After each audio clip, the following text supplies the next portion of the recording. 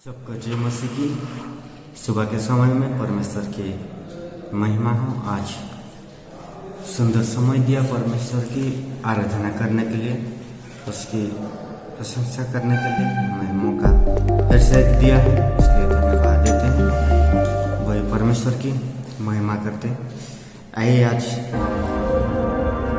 वचन में जाएंगे कि दूसरा कुरिन्थियंस का उसका 10:3 पंक्ति में हम पढ़ेंगे। इसमें ऐसे लिखा है, क्योंकि यद्यपि हम शरीर में चलते फिरते तो अभी शरीर के अनुसार नहीं लड़ते।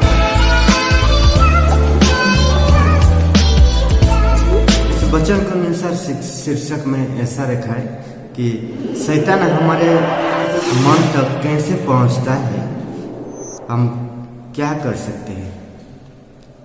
शैतान हमारे मन तक कैसे पहुंचता है और क्या कर सकते हैं। सबसे पहले शैतान कई भी गलत विचार हमारे मन में डालता है, क्योंकि मन से ही सब निकालता है। इसलिए हमारा मन को कैसे करना चाहिए। इसलिए दाऊद कहता है कि सुलेमान कहता है कि तुम्हारा मन को यत्न रखो, तुम्हारा मन को तैयार करो, कि तुम्हारा मन को सावधान करो कि कैसा चीज उधर रखना है, क्योंकि शैतान हर चीज अपने मन में डालता है। जब एदन की बगीचा में जब हवा था, उसके मन नॉर्मल था, कुछ भी नहीं था उसके मन में, लेकिन क्या क्या शैतान ने उसके पास आया और उसको फुसलाया, क्योंकि वो पेड़ में परमेश्वर ने कहा था कि इस पेड़ का फल को ना खाना। यदि तुम इस पेड़ के फल को खाओगे तो उस दिन ही तुम मर जाओगे। लेकिन क्या किया कि वही पेड़ का फल को शैतान ने ऐसे फुसलाया, उसके मन में ऐसे विचार डाला कि वो छूने के लिए, खाने के लिए भी वो तरस गया। और वो इसलिए हम परमेश्वर के जो विचार में रहना चाहिए। हम परमेश्वर के विचार में हर सुबह जब हम बाइबल पढ़ते हैं तो उसके विचार में रहना चाहिए। परमेश्वर के ध्यान में उसके वचन को हम मनन करना चाहिए। तभी पर हमें क्या होगा कि परमेश्वर व शैतान से हम सुरक्षा पाएंगे व बच जाएंगे। उनके जो विचार से हम क्या करेंगे, बच जाएंगे। क्योंकि शैतान ने देखा, उनको ज्ञान था लेकिन वो ज्ञान काम नहीं किया। शैतान ऐसे उनके विचार डाला, ऐसे सुंदरता उनको दिया कि संसार के कुछ चीज हमारे पास क्या होता है, संसार के कुछ चीज हमारे पास रहना गलत नहीं है, जो कि अच्छे काम के लिए। यदि हमारे पास मोबाइल है तो अच्छे काम के लिए होना चाहिए। यदि अच्छे काम के लिए व्यवहार नहीं हुआ तो क्या होता है, गलत हो जाता है।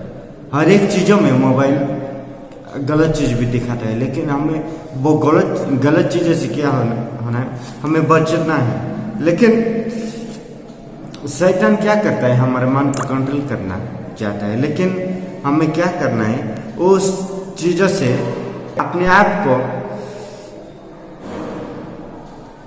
क्या करना है, हमें चेंज करना है कि हमें अपने आप को घमंड नहीं करना है। कि यदि घमंड करेंगे तो शैतान जैसा हम गिर जाएंगे। इसलिए परमेश्वर के जो ज्ञान हमें दिया है, परमेश्वर का जो वचन हमें दिया है, उस वचन में हम चलते रहेंगे तो परमेश्वर क्या करेगा, हमें आशीष करेगा। एक चीज की सुंदरता होना गलत नहीं है। जब अब्राहम का पत्नी बहुत सुंदर थी, लेकिन क्या किया कि